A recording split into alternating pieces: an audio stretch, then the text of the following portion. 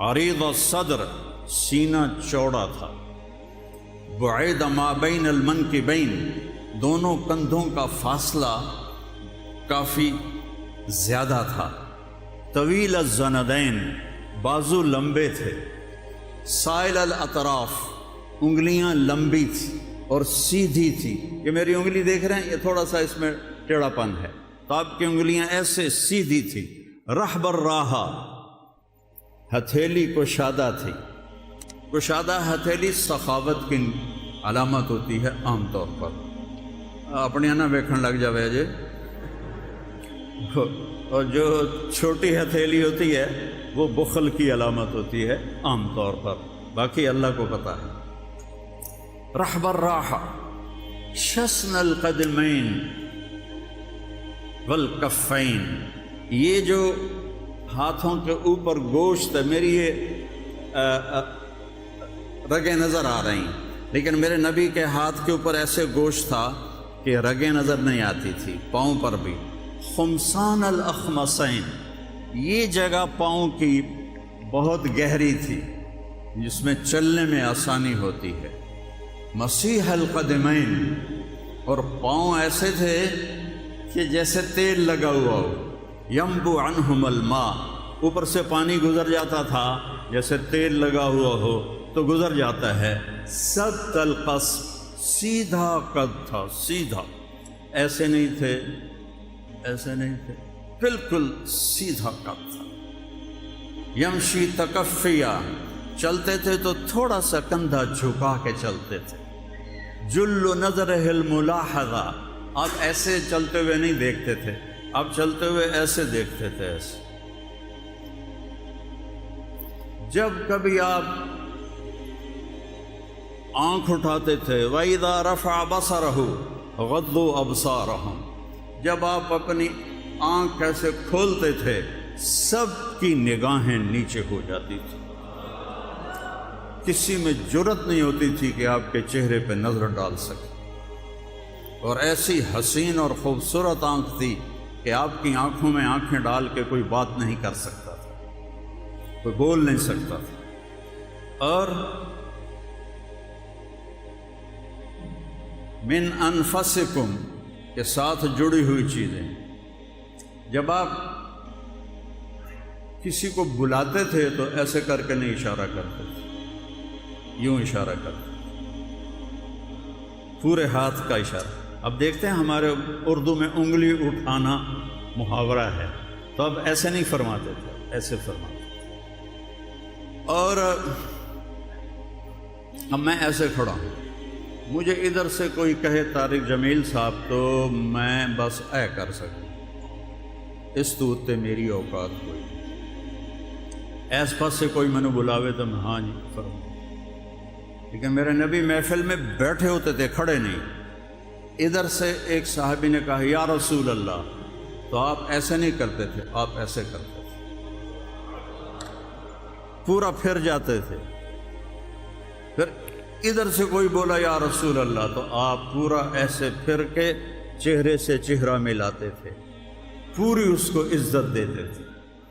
وہ کہتا میں نے بات کرنی ہے، آپ کان ایسے کر دیتے، جب تک وہ بولتا رہتا تھا آپ یہ نہیں کہتے تھے جلدی کرو مجھے کام بہت ہے، میری کانفرنس آ رہی ہے، میری میٹنگ آ رہی ہے، نہیں، جب تک وہ لگا ہوا ہے آپ لگے رہتے، آپ اس کی سنتے رہتے تھے۔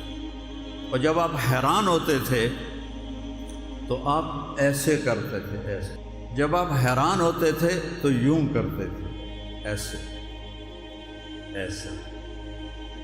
وَإِذَا حَزِنَ قَلَّبَ كَفَّهُ، اور جب آپ وَإِذَا حَزِنَ، اور جب آپ غمگین ہوتے تھے تو داڑھی پکڑ کے ایسے بیٹھتے تھے، اور تھوڑی دیر کے بعد ایسے سر پہ ہاتھ لے جاتے اور پھر ایسے داڑھی پکڑ کے بیٹھ جاتے۔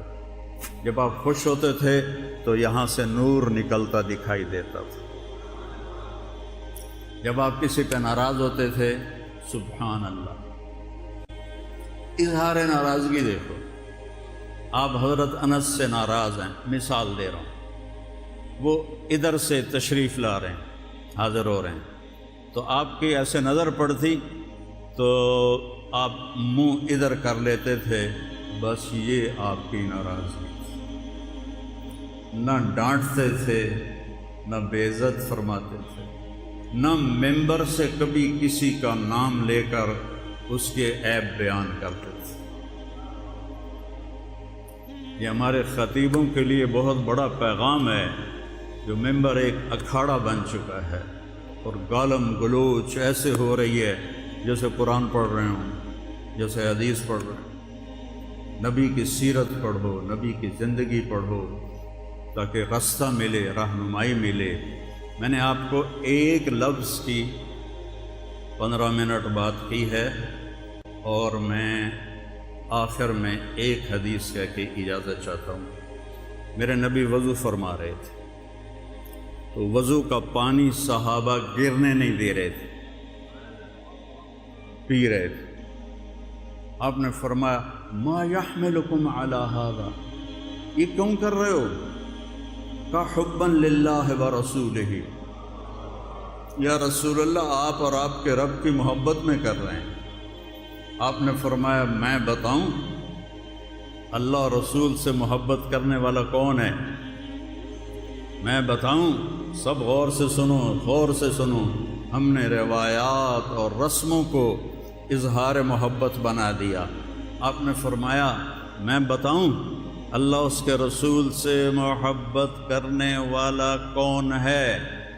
کہا جی ارشاد۔ آپ نے فرمایا جو مجھ سے پیار کرتا ہے فَلْيَصْدُقِ الْحَدِيثَ إِذَا حَدَّثَ، وہ ہمیشہ سچ بولتا ہے، جھوٹ نہیں بولتا ہے۔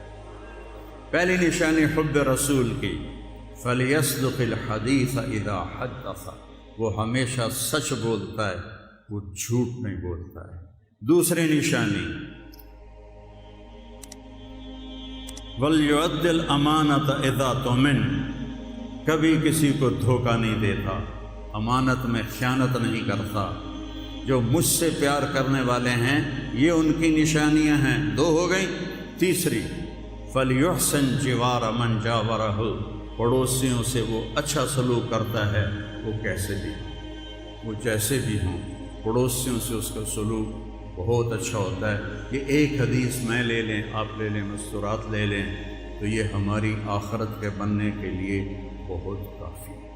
آخر میں میری ڈاکٹر صاحب کے لیے، ان کے بچوں کے لیے دعا ہے، اللہ تعالیٰ یہ انہوں نے ایک کارنامہ انجام دیا ہے جو آج کی